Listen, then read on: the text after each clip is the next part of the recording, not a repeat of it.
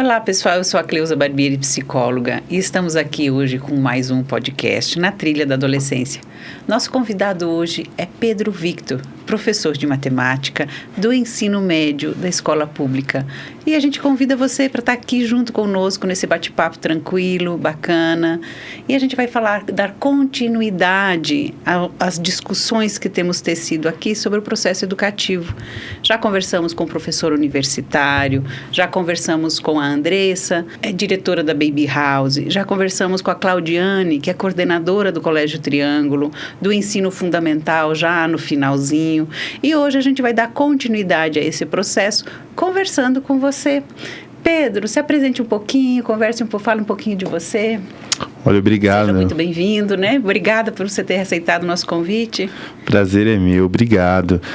Obrigado, é sempre um prazer para mim poder estar conversando, discutindo sobre educação, seja qual for a temática, até porque tudo perpassa a educação. Sim. Né? Então, de fato, é uma conversa sempre muito sadia e que nos eleva em vários aspectos. Eu, como educador, comecei, tem aí uns 5 anos, mas a minha história com a educação, de fato, ela vem muito antes que isso. Quando você realmente se apropria de um conhecimento, e seja ele de maneira rasa ou mais profunda, e você tem o prazer de transmitir o pouco que você sabe, você já começa a alimentar um fogo ali de educador, né? Que bacana. Você estava falando aqui nos bastidores, né, da diferença entre ser educador e ser professor.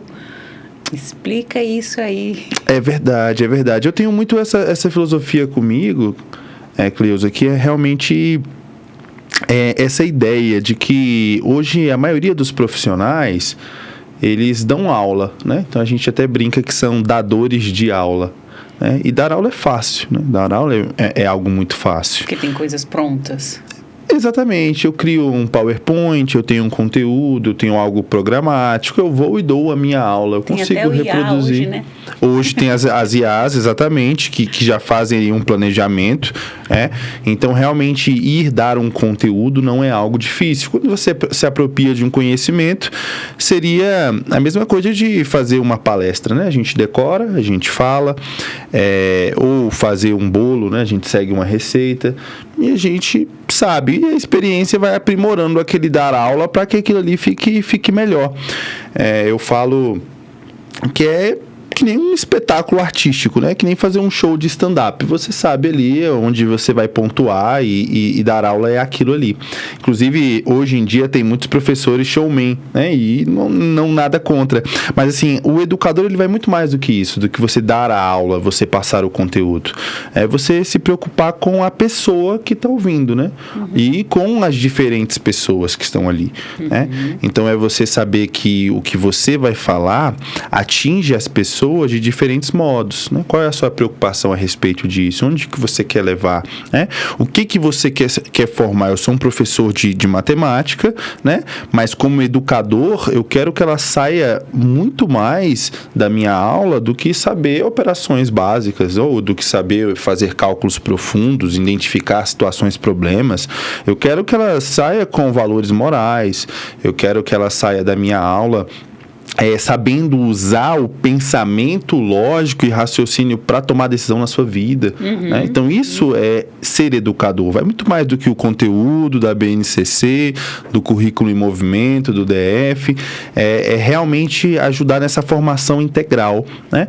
Para que o meu aluno ele me veja realmente como uma pessoa que o ajude naquela evolução de fase que ele está passando, seja ele anos finais que eu trabalho ou ensino médio, para que ele realmente possa ali comigo conversar sobre uma música, sobre o contexto social, sobre o contexto político, né? Não então, sobre... Você é um professor que, pelo jeito, ama a sua profissão, né? Você ama... A gente fala um pouquinho com você, a gente vê que você tem esse amor, né? Pelo ensino, para colocar, né? E aí você está dizendo dessas ofertas, né?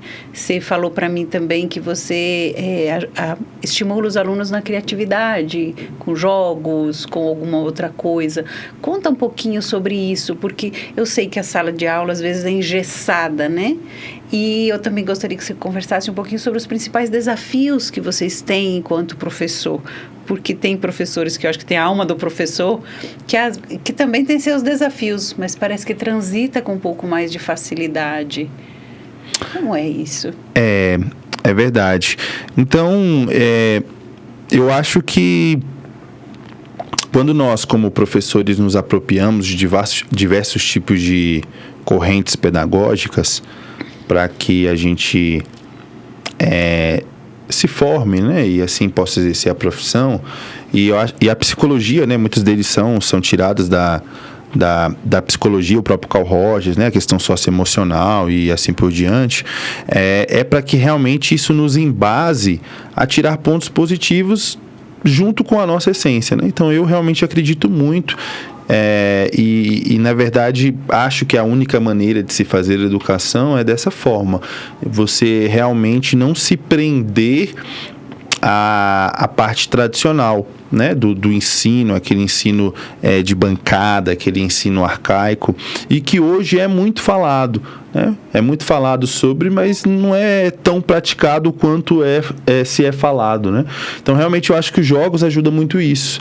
É tanto que eu trabalho hoje no ensino médio, eu tenho a oportunidade de trabalhar com o novo ensino médio, salvo críticas ou elogios, né? Ele permite uma certa flexibilidade ali para os itinerários formativos, e o itinerário formativo no qual eu tô podendo ministrar são aulas de xadrez, né? Ah, que bacana. E aí eu consigo puxar, né, do meu aluno um momento da semana na qual ele se desprega ali do caderno, dos livros, né, daquela parte ali realmente tradicional né, e eu trago ele para um aprendizado intencional, pedagógico, porém usando o lúdico. E eles abraçam essa causa? Abraçam, com certeza, abraçam essa causa, gostam. Nós temos excelentes resultados na questão principal que o xadrez traz, que é a capacidade de lidar com vitórias, com derrotas, né? Entender que na nossa vida nós estamos jogando um jogo de xadrez, que toda ação tem uma reação, né? Então a gente pensar antes de agir, eu acho que isso é o mais importante. Dá, né? Aquela casinha que se avança. Exatamente. Tem uma consequência. Tem uma consequência. Algumas elas podem ser reparáveis, tanto no tabuleiro quanto na vida, outras não, né? Então eu acho que essa é a maior lição que o xadrez traz. Todos os outros aspectos, né? O controle da ansiedade tão afetado principalmente no pós-pandemia, né? Pela questão do isolamento social. Também a questão do cálculo mental, esse desenvolvimento do abstracional. Então a gente pode fazer esse trabalho também na rede pública. Sim, eu queria que você me desse um pedacinho aqui para eu reforçar isso que você está falando, porque para quem está nos ouvindo, consiga compreender a importância disso para o desenvolvimento e para o cérebro, né? Quando você fala disso, olha pessoal, como isso é importante, como isso é legal, porque o processo do pensamento matemático, ele desenvolve um cérebro. O processo do pensamento do xadrez, ele também desenvolve o cérebro como um todo. Você não está se preparando só para pensar o cálculo matemático ou as estratégias da vida. Você tem acionamento de regiões do seu cérebro que fazem com que você se capacite para tudo na vida. Então, isso que você está falando, Pedro, é muito importante.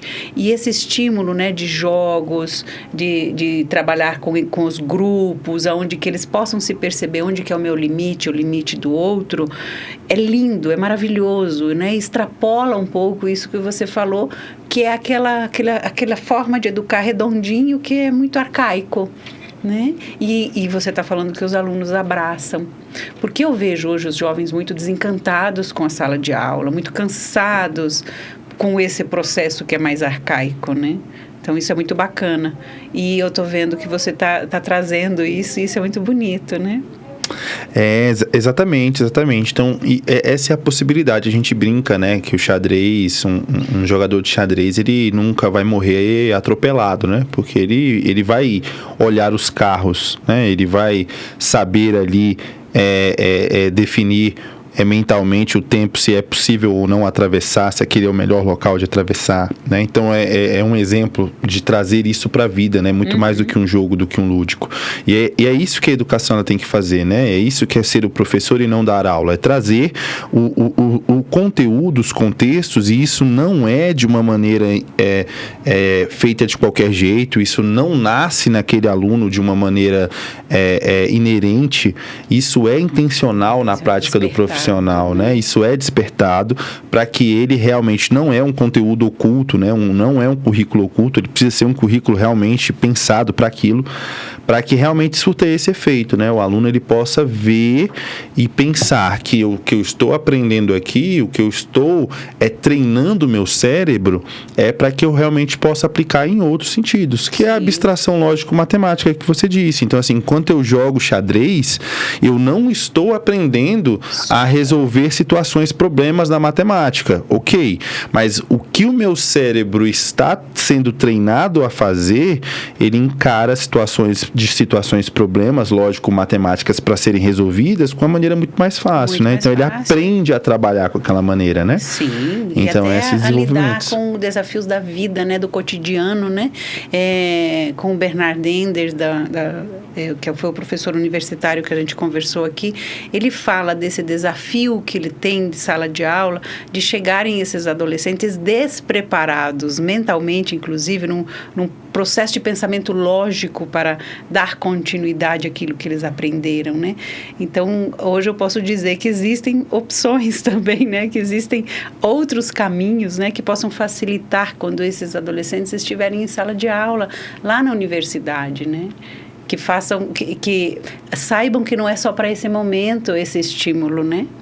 Você vê o processo criativo, esse processo que a escola, ela é possível ser feito na escola pública, ou ela é um pouco engessada? Porque vocês têm esse desejo. Eu já estou vendo que você é um professor aqui que é muito encantado com ensinar. Mas existem alguns desafios quanto suporte da escola pública para os professores e não só para os alunos? Com certeza, com certeza. Os desafios, eles são inúmeros desafios. Eu sempre, ao falar de desafios na minha profissão, é muito complicado para mim, porque assim, estando deste lado, né, da conversa, porque os desafios que nós professores passamos, eles são desafios de muito senso popular, no meu julgamento, entende? Então, assim, são desafios que as pessoas, em geral, especialistas ou não nisso, elas sabem que nós passamos, né? Nós temos desafios com respeito à estrutura, né? Nós temos desafio com respeito à falta de valorização, nós temos desafio, muitas das vezes, realmente com alunos que chegam para nós e não somos devidamente preparados por um sistema de ensino, né? Ou por uma escola privada, ou por sistema de ensino público, né? Mas seriam pessoas que têm alguma deficiência ou que eles têm um comportamento inadequado? Alunos com transtorno, eu acredito que hoje está melhorando, mas assim, nós não somos preparados para lidar com isso. A nossa lei de diretrizes e bases, ela diz que o ensino ele deve ser feito de maneira preferencial, numa maneira de um ensino regular, ou seja, todos os alunos no mesmo espaço, apesar de turmas reduzidas e assim por diante. Então, assim, essa heterogeneidade de alunos em sala, isso não é nos preparado nem em formação, né? No ensino superior. Isso a gente vai tendo que buscar com uma formação extra ali como professor, ou dada ou não pela escola, ou pelo sistema de ensino, para que a gente vá atrás disso.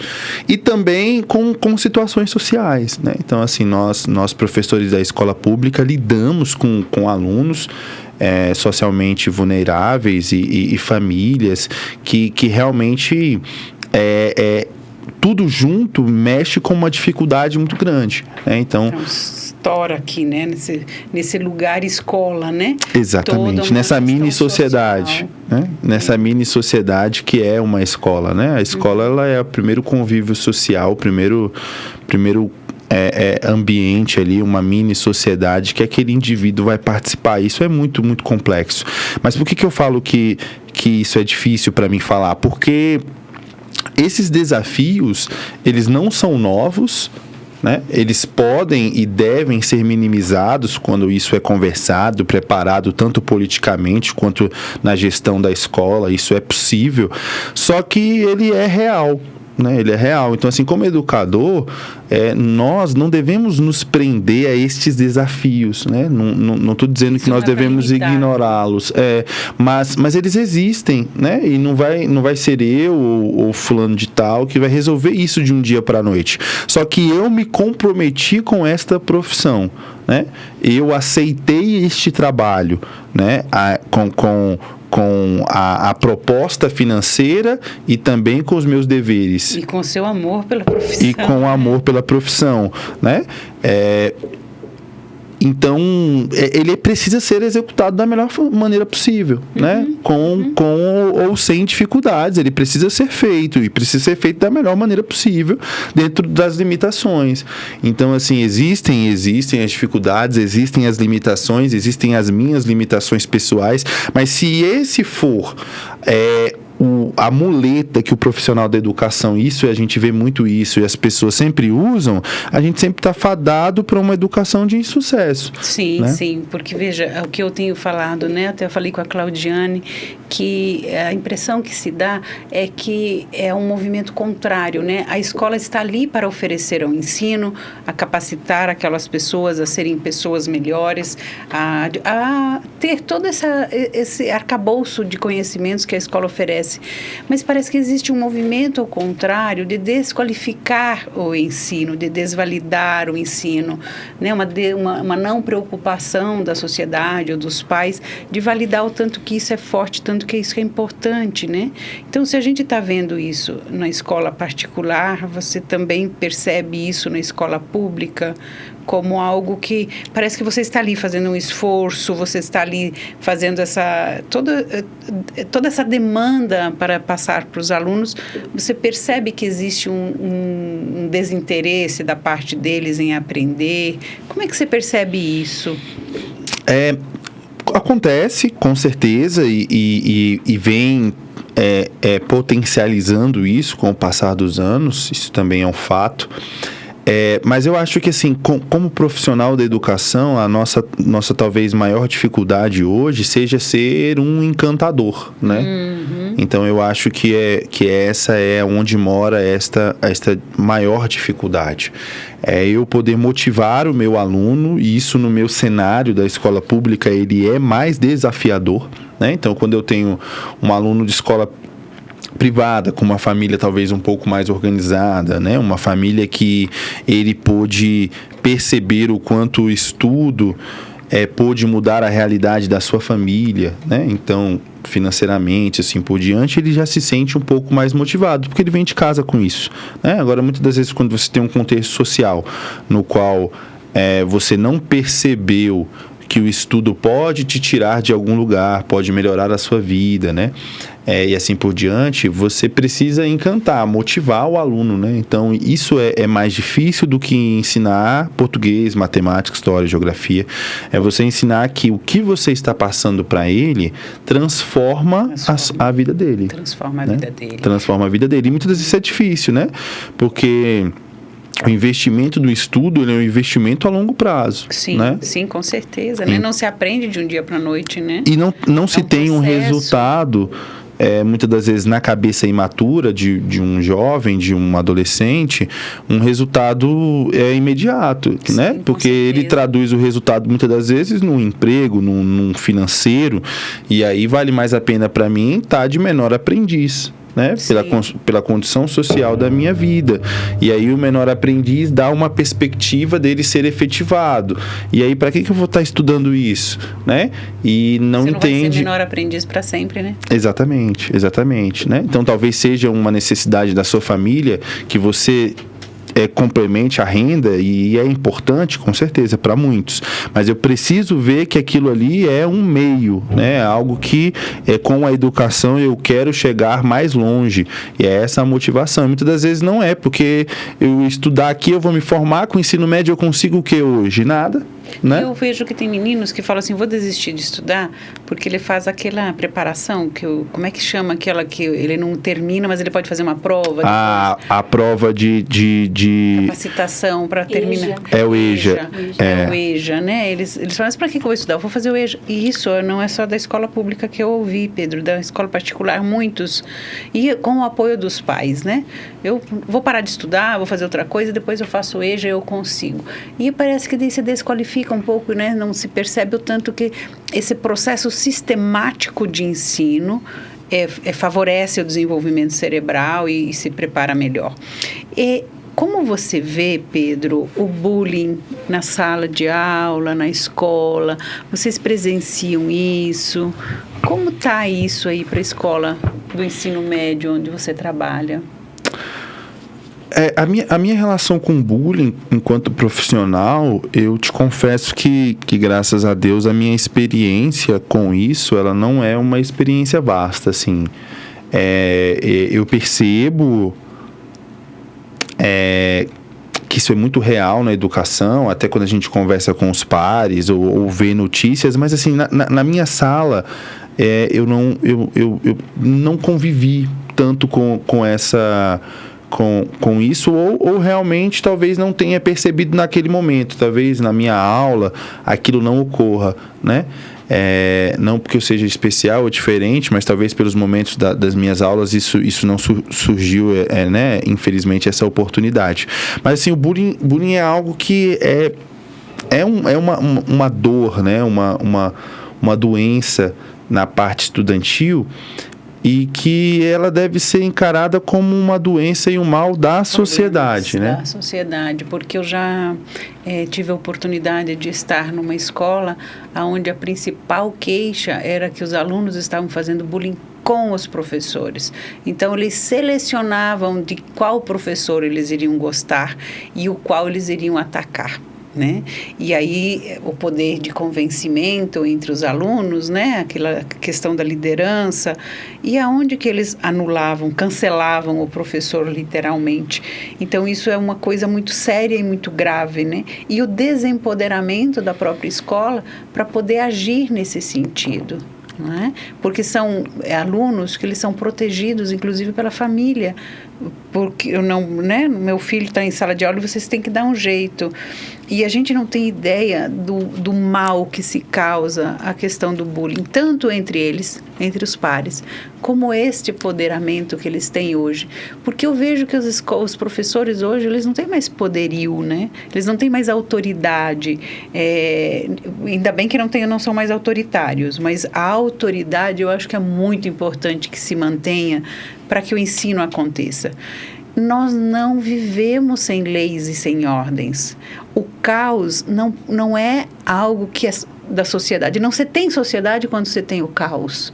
Então, a lei, a ordem, aquilo que os alunos precisam se submeter, isso é fundamental para que eles aprendam. Inclusive, os que é direito, né? O que são valores, os limites, né? O respeito, né? A escola pública tem essa preocupação? Você percebe que existe isso? Isso. A escola pública, assim como a escola privada, ela é regida pelos mesmos documentos normativos, né? O que isso faz com que muitas das coisas elas sejam muito parecidas, salvo o próprio político pedagógico, né? O projeto político pedagógico do colégio, que aí pode ir ou não para diversos setores, né? Alguns cristãos, né? Isso é muito, muito comum na escola privada, confessional e assim por diante. Só que o principal da formação do cidadão, a formação integral do aluno, ele é comum ali, né? Tanto no Lei de Diretrizes e Bases, principalmente no nosso currículo em movimento do DF, que é um currículo muito bom, né? Se você for ver ali a questão transversal para a educação financeira, para a educação sexual, para respeito, né? Então, assim, para valores, isso... Existe, né? E isso, para preocupação socioemocional, a parte da orientação escolar, a parte de adequação curricular da Secretaria de Educação, é o melhor ou um dos melhores, no mínimo, em comparação com outras instituições de ensino, né? Até instituições privadas, essa talvez não seja a preocupação tanto desses locais, e a Secretaria tem muito essa preocupação de adequação curricular, de tratar da maneira correta como se lida com alunos com determinados tipos de transtornos, né? Então, essa é uma preocupação muito grande. E essa formação, ela faz toda a diferença, né? Para que realmente a gente possa colaborar com o estudante a perceber isso, né? A perceber que a sala de aula é um reflexo ali da sociedade que ele irá encarar daqui a uns anos, né? E que é um local ainda que ele está podendo ser treinado, que ele pode errar ainda minimamente, até muitas vezes de maneira acentuada, grave, e ainda é permitido isso para ele, ainda a preocupação é com a sua formação, com o seu endireitamento de caráter, né? E que mais tarde isso não será permitido, né? Então... A escola ele tem esse papel, e eu acho que a educação pública ela tem essa preocupação até talvez maior do que outras instituições privadas.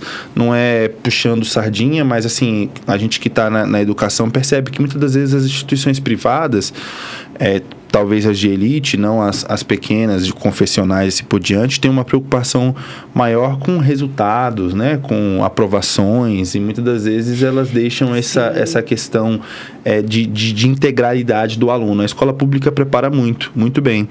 Tanto que há dificuldade do aluno de escola pública entrar numa universidade, né? Mas na universidade eles são alunos, isso é dado, é estatístico, que muitas das vezes eles se dão melhor ao mecanismo universitário do que alunos de escola privada. Certeza, né? Com certeza. A preocupação, trabalhar com projetos, com trabalhos, né? Saber lidar com a autonomia de estudo, né? A proposta, não vir tudo engessado, abrir o pensamento criativo. Então, acho que isso é muito trabalhado, né? Isso é muito trabalhado e é uma grande preocupação, né? Palestras sobre drogas, vez por outra isso é muito comum.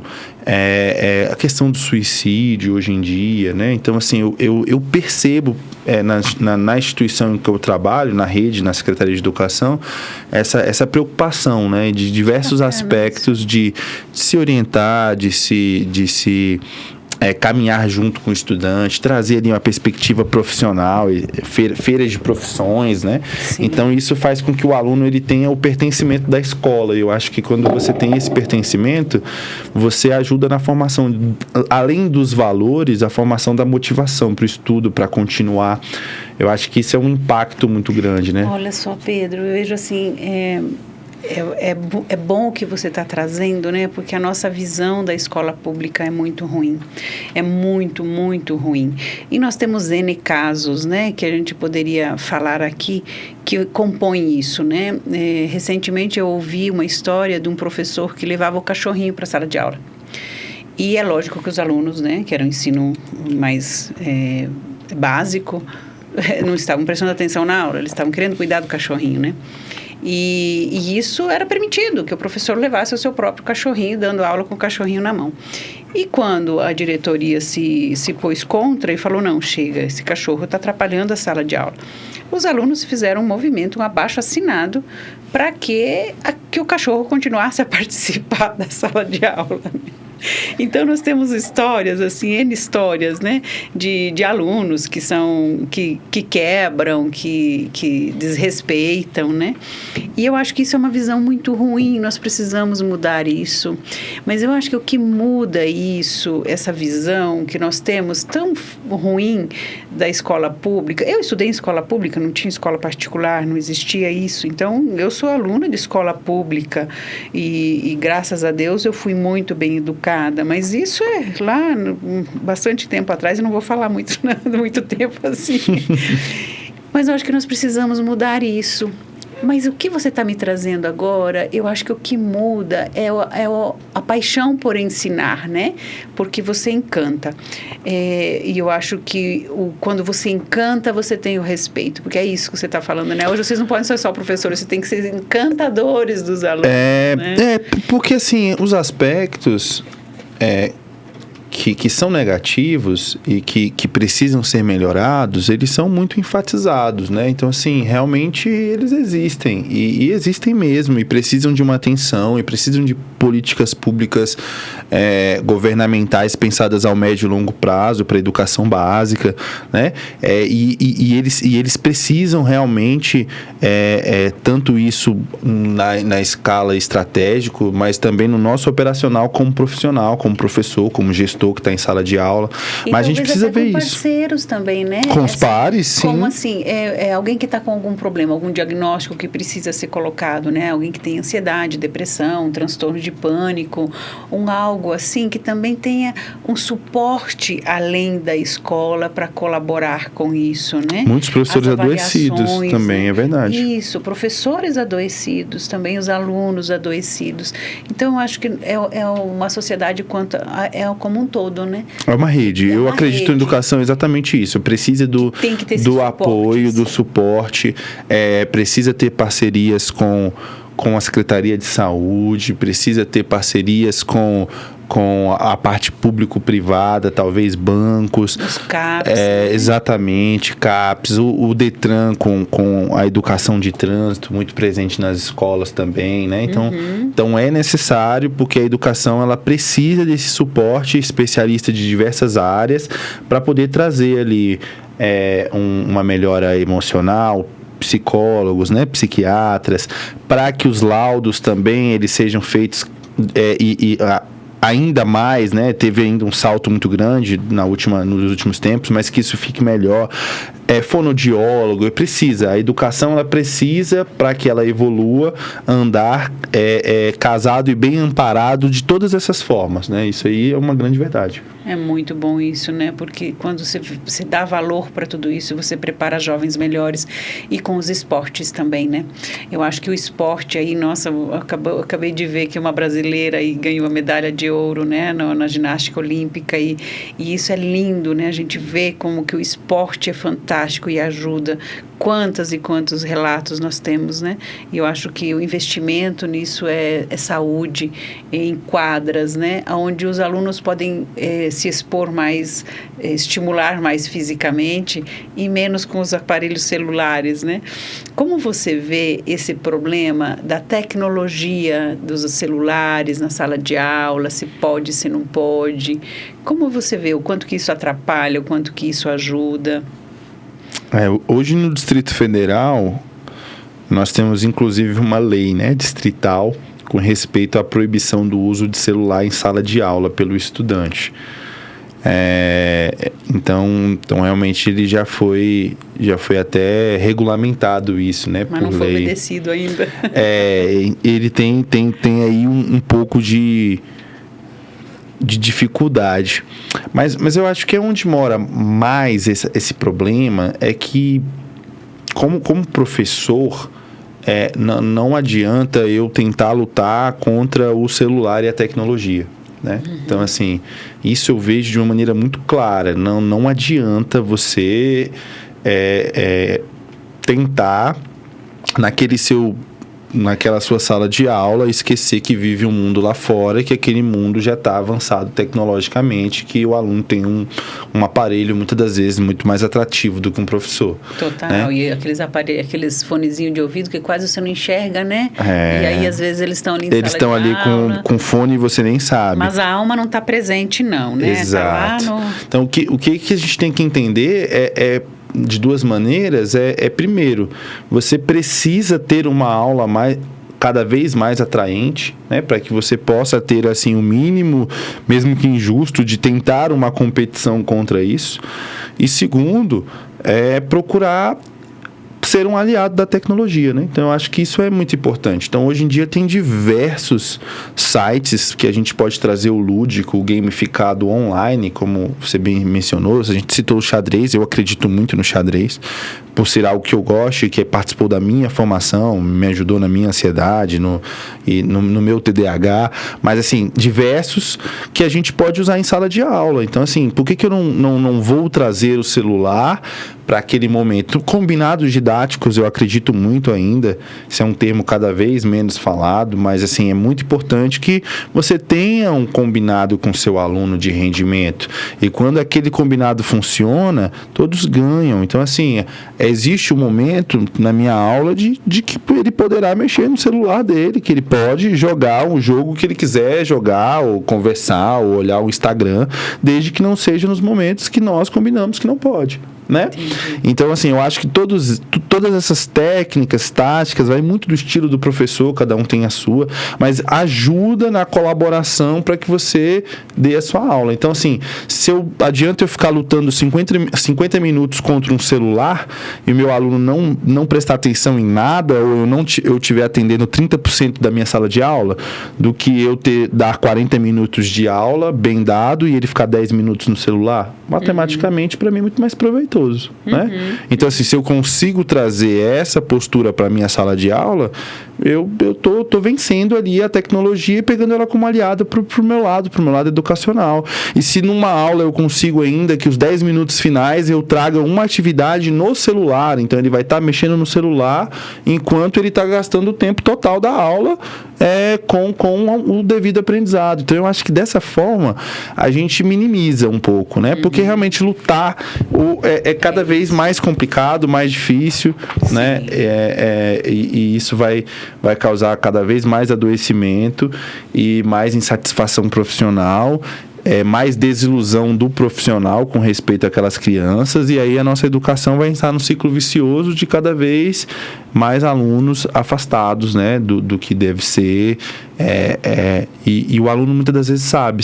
O aluno, ele sente, o aluno, ele já tem, apesar da pouca maturidade, ele sente a aula do professor repetitiva, ele sente o professor despreparado, ele sente o professor como é que eu posso dizer? O professor... Que é desinteressado. O professor que é desinteressado, mas assim... Ou até mesmo que está ansioso demais, que está com problema demais. Que trouxe problemas, né? Mas o que eu ia dizer é o professor que está realmente despreparado, que ele está ali... sem nenhum motivo claro, né? A palavra me fugiu aqui, mas que ele tá usando ali de uma aula que ele não veio preparado para trazer de uma maneira. Então, eu sinto que os alunos, eles sabem, quando você vai entregar uma aula, você se preparou, você sente, né? Então, você sente isso diferente do aluno. Então, eu acho que essa questão do celular, do interesse, ele é muito importante. E do professor não desistir de alcançar todos. Eu acho que essa é a maior dificuldade, né? A maior dificuldade é essa, né? Não desistir. Eu estava refletindo esses dias nesse sentido de que nós precisamos nos deslocar da nossa casa em busca do conhecimento, né? Então, nós tínhamos que fazer um movimento e esse movimento, ele tinha que ter essa intencionalidade e esse desejo de ir buscar o conhecimento. Na biblioteca, na escola... Não existia, hoje em dia, esse conhecimento está dentro da nossa casa, da forma que a gente quiser, da maneira que a gente quiser. Ele está ali, no computador, no celular, na televisão. Então, você não tem mais um desejo, um planejamento, posso chamar assim. Olha, eu tenho que acordar cedo, eu tenho que tomar banho, eu tenho que me alimentar, eu tenho que ir para a escola para adquirir o conhecimento. Então, existia um pré-preparo mental, uma condição que você se coloca para chegar na escola e receber o conhecimento, né? Ou na biblioteca. E isso não tem mais. Então, o que me parece que hoje existe é uma acomodação do nosso cérebro, no sentido de fazer, na hora que eu quero, eu pego, na hora que eu quero, tá ali. Eu não tenho mais todo este preparo, que para mim esse preparo, ele também é educacional. Quando você se prepara para buscar o conhecimento, né? E eu vejo que existe uma acomodação hoje muito grande. Me preocupa muito, Pedro, a tecnologia no exagero. Eu acho que a forma correta é essa, porque nós não temos como eliminar a tecnologia. Não existe voltar atrás. Nós temos que aprender a lidar com o que tem aqui hoje. Só que nós temos um abuso, um exagero nessa estimulação cerebral por parte dos aparelhos tecnológicos, né? Nós sabemos que os excessos de informações rápidas, eles prejudicam, causando, inclusive, a ansiedade. Um cérebro agitado, um cérebro que está sempre com pressa, um pensamento inquieto, né? Então, talvez, junto com tudo isso, eu fico pensando como seria bacana se nas escolas também pudesse ter um trabalho de acalmar esse cérebro, uma meditação, yoga, ou algo que pudesse trazer uma calma, porque a gente sabe que o cérebro é igual um elástico, né? Se você está sempre com ele puxado, esticado, ele vai perder a função. Daqui a pouco esse elástico acaba, ele não vai mais, e aí vem as doenças mentais. Então, o nosso cérebro, ele tem que ser igual a um elástico. Ele tem um tempo de estar esticado e o tempo dele estar relaxado. Assim ele vai funcionar por muito tempo, até a hora da morte. E isso não está existindo. Eu vejo o processo educativo hoje, desde pequenininho das crianças, né, que a gente conversou aqui com a Andressa, como existe uma hiperinformação, hiperestimulação visual, musical, auditiva, né, que é musical. Enfim, existe um abuso. A criança não sabe mais parar. E o tempo de ócio é um tempo fundamental para que o cérebro se recompõe, né? Então eu vejo isso como algo que atrapalha. Hoje, se você fosse, não embasado naquilo que eu estou falando, mas eu gostaria assim que você... Como seria hoje a educação ideal para você? Como seria? O que teria? O que seria bacana hoje ter em sala de aula? Não somente na escola pública, mas enquanto... Você, como sendo este professor dessa alma bonita que você tem, o que você diria hoje? Como você gostaria de construir esse espaço de educação hoje? Eu acredito muito na educação por projetos, né? Então, eu acho que nós dividirmos e trabalharmos o conteúdo e o currículo com projetos é muito mais efetivo. Então, assim, eu imagino uma educação muito próxima disso, sabe? De se trabalhar com projetos. Então, assim, eu tenho um meu momento de inteligência emocional, onde eu posso trabalhar ali uma meditação, lidar com emoções, conhecer emoções para depois poder lidar com elas, né? Muitas vezes a gente nem conhece as emoções, nem sabe o que está sentindo, né? Exatamente. Então é importante. Eu tenho falado aqui, sabe, Pedro, que o que embasa, o que é fundamental no ser humano é a emoção. Porque se ele tiver com a emoção regulada, com a emoção saudável, sim, ele tem uma capacidade, sim, de aprendizagem, de escolhas. É muito mais preparado para a vida, para as relações. Eu concordo. A inteligência emocional, nessa vertente de inteligências múltiplas, eu confesso para você que até uns anos atrás, talvez fosse a inteligência que eu menos valorizasse, né? Até porque eu sou claramente da lógico-matemática, né? Então, assim, todo mundo que é muito da lógico-matemática, ele tem aí uma certa aversão à parte da inteligência emocional. Até que você percebe que a inteligência emocional, ela é a mais importante, porque quando você tem problemas, estafes mentais, né? Ou você percebe o seu emocional não funcionar, nenhum do seu padrão lógico vai para frente. A gente, sim, não é uma planilha de Excel, né? Não é. Por mais que alguns cérebros, como o meu, ele trabalha aí predominantemente como uma planilha do Excel, mas ele não é, né? Ele tem dos seus períodos. Que vai ter um custo lá na frente. Vai ter um custo lá na frente, exatamente. Então, assim, a gente muda e percebe exatamente o que você disse. A inteligência emocional é, de fato, a mais importante. Hoje, porque com as emoções bem trabalhadas, você consegue aprender qualquer coisa, né? E consegue ter um rendimento. Quantas pessoas sabem muito e não conseguem fazer uma boa prova porque não tem inteligência emocional, né? Então, é importantíssimo. Então, assim, vou trabalhar aí um conteúdo de química. Num laboratório vai surtir muito mais efeito do que um quadro branco, né? Um laboratório de química, um laboratório de informática, um laboratório de matemática. Então, assim, ao invés de eu só estudar uma figura geométrica, eu vou construir, vou entender aquelas propriedades, vou ver como aquelas propriedades elas trabalham, o que é extremamente trabalhoso, né? Se a gente for conversar para o professor, isso é muito trabalhoso, isso é muito desgastante. Então, assim, precisaria aí de um reconhecimento financeiro muito maior, né, de um tempo de planejamento também dedicado, de uma estrutura, então é muito complicado, mas entregaria para o aluno uma imersão no qual ele não teria mais, por exemplo, aquela pergunta do que para que serve isso na minha vida, sim, né? Sim, porque ele já aprenderia aqueles conteúdos por meio da sua funcionalidade. Exatamente. Olha que contraditório, né? Porque vocês precisam disso aqui no ensino médio e na universidade tem, e às vezes não tem alunos para usar aqueles experimentos e todos aqueles laboratórios fantásticos que se tem.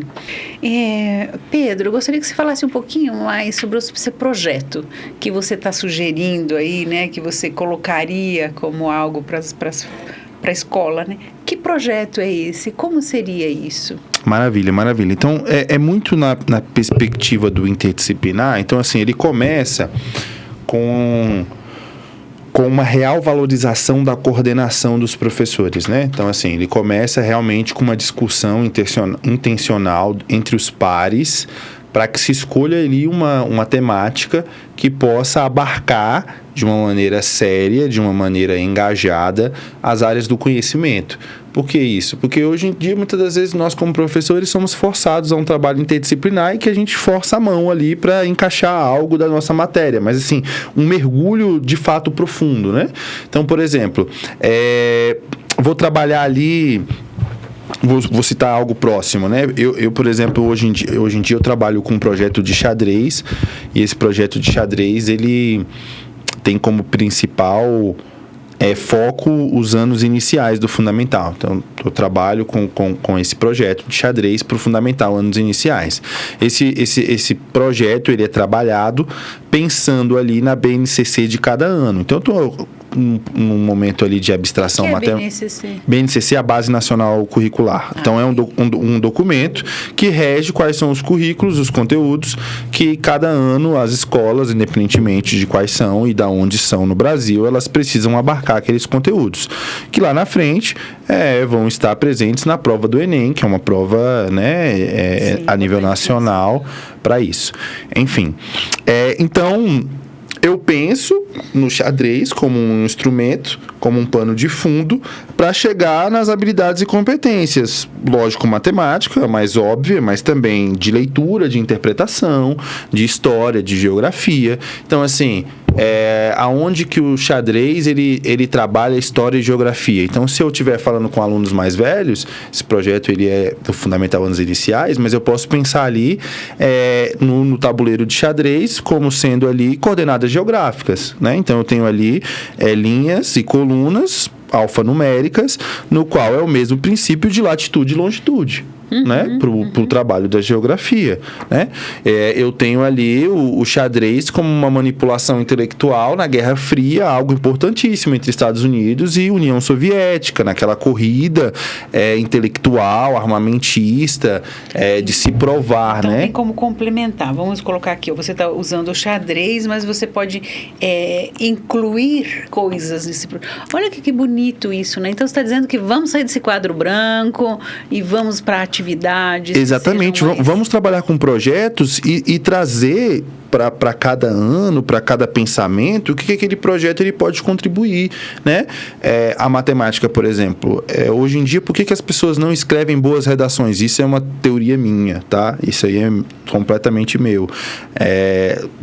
embasado, claro, mas assim, é porque as pessoas não têm não têm a parte lógico-matemática, porque eu conheço muitos alunos que são muito bons em gramática e não escrevem boas redações. Por quê? Porque coesão e coerência é matemática. Né? Então, assim, eu linkar ideias é algo lógico-matemático. Eu pegar argumentos para que eu possa argumentar sobre uma dissertação, dar a minha opinião sobre aquilo ali, é lógico-matemático. Então, quando eu separo o português da matemática, eu estou errando na educação, né? Porque o meu aluno não vai saber as regras de acentuação, não vão saber escrever um texto, né? Não vai saber interpretar não vai saber interpretar, né? Não vai ser direito, né? Não vai saber interpretar, né? Então, assim, como nossa língua é a portuguesa, qualquer matéria, qualquer questão que cair na prova, ela vai cair o português de maneira direta ou indireta. Muitas das vezes, numa questão matemática, o português é mais difícil do que o cálculo. Sim, muitas hoje das os vezes adolescentes estão fazendo as contrações, né? Na língua portuguesa é um VC, é um PQ, é um... Exato.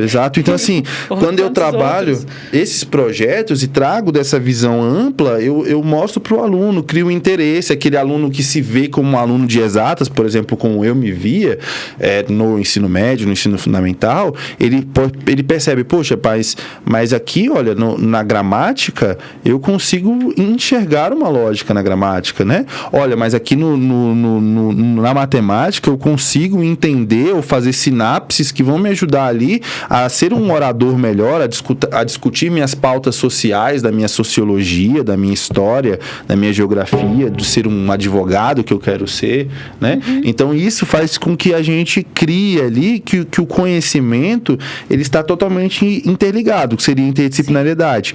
E na utopia suprema, a gente fazendo isso de uma maneira tão bonita, a gente consegue ir pro transdisciplinar, né? Pro transdisciplinar, que é onde a gente finaliza com os termos matemática, português e trabalha assim o conhecimento, né? Sim. De uma maneira desvinculada de rótulo. Se eu pudesse seria incluir utópico. alguma coisa, eu posso incluir alguma coisa no seu projeto? Claro. Eu vou fazer parte, aí eu quero assinar. Eu colocaria em sala de aula, a primeira coisa que eu tiraria é esse modo da sala de aula ser em filas, em fileiras. Eu colocaria em meia-lua, os alunos em meia-lua, porque isso faz com que eles se olhem, eles se observem, eles observem a emoção, o pensamento. Se aquele é tímido, vai ajudar muito. Se ele é ansioso, isso vai ajudar muito, porque ele está exposto, ele vai precisar ser exposto, ele se expõe aí nessa roda, né? E isso ajuda, inclusive, a conter a questão do bullying, porque o bullying é mascarado, ele é no escuro, ele é na surdina. E quando você põe os alunos um de frente para o outro, você tem um reconhecimento do olhar, da sensação, da percepção, inclusive para o professor, né? Isso é bem legal, bem legal. Eu vejo muitos professores trabalharem com esse meia-lua, com esse formato de U. Eu acho muito, muito bacana, de fato. Muito bacana. Eu não sei se isso é difícil para a escola adotar, mas enfim, isso é uma sugestão que eu deixaria aqui, né? Como a minha pequena contribuição no seu projeto. É muito interessante de fato. Um pensamento que, inclusive, eu não havia tido assim, mas faz muito sentido. Eu vejo muitos professores trabalharem. Trabalhar a educação emocional da criança, com certeza, né? Ela colocar essa questão da emoção, porque hoje nós temos uma dificuldade dos adolescentes, uma dificuldade relacional gigantesca, aonde que eles é um momento muito crucial do desenvolvimento humano, a adolescência, né? Porque existem muitas questões acontecendo, são hormônios, né? O desenvolvimento da sexualidade, das decisões, né? Que eles precisam, que estão sendo cobrados para ter, né? Um conflito com o corpo. Eu não sou nem criança e nem adulto, então eu não tenho, às vezes, nem roupa que me cabe, né? Nesse processo. É difícil. É um lugar que eu preciso ser validado pelo grupo e eu não sou. Então, o processo de adolescer é muito conflituoso. E eu acho que a escola tem um papel fantástico nisso, quando ela reconhece que nós somos seres emocionais, né? E que a emoção interfere no processo de educação, no processo de conhecimento. Com certeza. Então, acho que isso eu deixaria isso com como certeza. algo, reforçando isso, né? Se eu pudesse dizer isso para as escolas, que deem valor para aquilo que é emocional. Não é passar a mão na cabeça e não deixar que os alunos passem por frustrações. Não é isso. Mas é olhar que nós somos seres emocionais. Eu acho que isso é muito importante. Pedro, nós estamos seguindo aí para o nosso final do nosso podcast. E eu gostaria que você deixasse algo, né? Uma mensagem, uma sugestão. O que você poderia dizer? Você também tem um canal, né? De podcast. Se você quiser trazer isso, também traga. Então, qual é aí o que você deixa aí para o nosso público hoje? Isso, então, agradeço demais o ensejo e como eu disse no início, para mim é sempre um prazer falar sobre educação e realmente nós temos um canal, eu junto com 2 amigas. Um grande abraço aí, professora Cristina, professora Frankilene. Nós fazemos parte do canal Pode Educar Brasil, né? Então, realmente, nosso principal viés e lema é que a gente transforma vidas a partir da educação, né? Então, realmente, isso é o que nós acreditamos. E nós não somos donos da verdade, né? Tudo que entra nesse campo é um campo muito vasto, mas debater, conversar, né? Abrir as ideias, como você falou da sala em U, e propor, né, essas ações propositivas e que muitas delas vão dar certo na prática e outras não, mas a gente tentar, né, mesmo que vai errar, mas errar diferente do que a gente já está errando, já é um caminho para buscar o acerto, né? Então isso é muito importante, é isso que a gente busca, por exemplo, no Pode Educar, né? A gente traz pessoas de várias correntes, pensamentos diferentes, pessoas que concordam conosco, pessoas que não concordam, e isso tudo faz com que a nossa educação ela possa vir a ganhar, né? Então eu acho que é essa a nossa ideia, né? E isso que eu deixo, que todas essas problemáticas que a gente falou, desafios, bullying, desafios do professor, desafio do aluno, isso é importante ser comentado, é importante ter uma visão positiva, é importante a gente falar sobre, mas o mais importante é a gente procurar juntos soluções práticas para que a gente realmente possa caminhar uma educação melhor e assim como eu tive minha vida transformada, você também, né, e vários outros casos, a gente possa estar motivando e transformando aí cada vez melhor para que a gente possa trazer uma educação melhor para os nossos jovens, né? Que bacana, muito obrigada, Pedro, muito bonito isso que você está falando, né? E eu acho que é isso mesmo, acho que a gente precisa ser encantado e encantar também, né? Obrigado. E nós não temos ideia, né, desse valor. Nós temos, os adolescentes não têm. E é nosso dever e nossa obrigação trazer esse valor do transformação através da educação. Porque nós não vamos ser ninguém sem educação. Eu sei que eu já falei isso em algum outro podcast, que eu costumo falar com os meus adolescentes assim, olha, eu tiro tudo de você. Eu arranco seu cabelo, corto a sua orelha, tiro o seu nariz, eu furo o seu olho, arranco sua roupa, seu dinheiro, mas eu não tiro o seu conhecimento.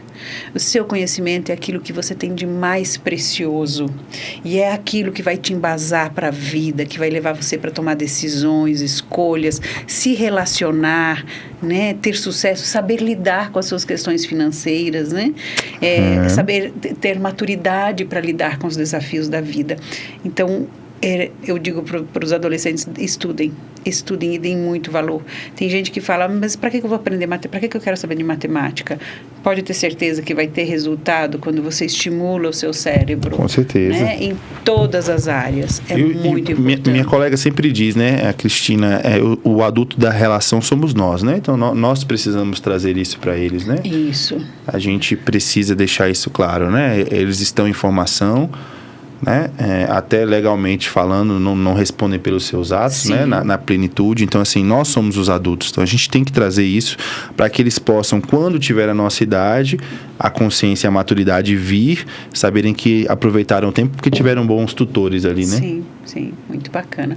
Muito obrigada. Foi um prazer estar aqui com você. Prazer é meu. Obrigado pelo convite, viu? Para você, muito obrigada por estar aqui conosco mais uma vez. Sigam nossos canais, curtam, deem sugestões, compartilhem.